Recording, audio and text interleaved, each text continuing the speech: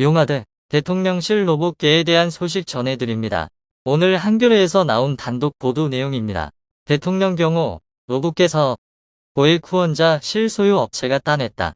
문제가 된 부분은 수주 과정이고 대통령실 경호처에서 임차 운영 방식으로 수의 계약을 했다는 것입니다.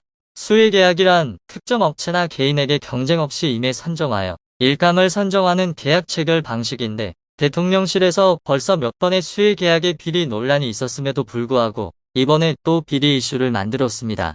이 업체는 김건희 여사 명의로 대통령 취임식에 부부가 함께 초청받기도 했다고 하네요.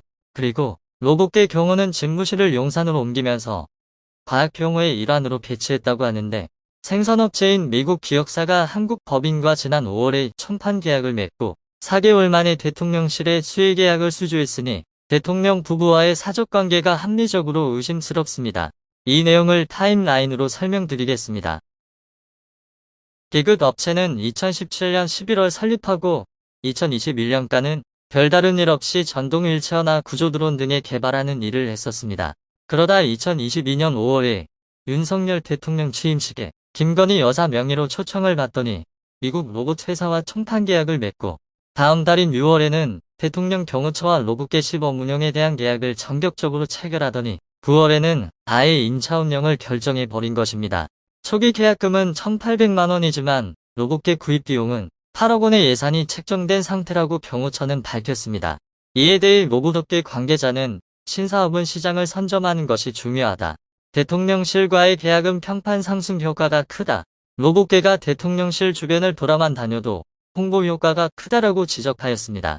이후 경쟁업체 대비 대통령실 납품업체라는 이력은 상당한 비교 우위를 점할 수 있는 엄청난 특혜를 가질 수 있습니다. 대통령의 경호는 최고의 경호가 필요합니다. 그런데 그것도 로봇계가 얼마나 임무를 완벽히 수행할까요? 그것도 모자라 끼리끼리 수의 계약한 업체의 기술로 얼마나 확실한 경호를 할 수 있을까요? 지금 나라의 민생이 아사리판입니다. 게다가 얼마 전 동남아 외교는 깽판을 치고 왔습니다. 급기야 이제는 하다하다 대통령 집무실을 개판으로 만들어버리네요. 국민의 생명과 재산을 지키며 기계보다는 생물을 아끼고 개보다는 사람을 사랑하는 대통령을 만나보고 싶습니다.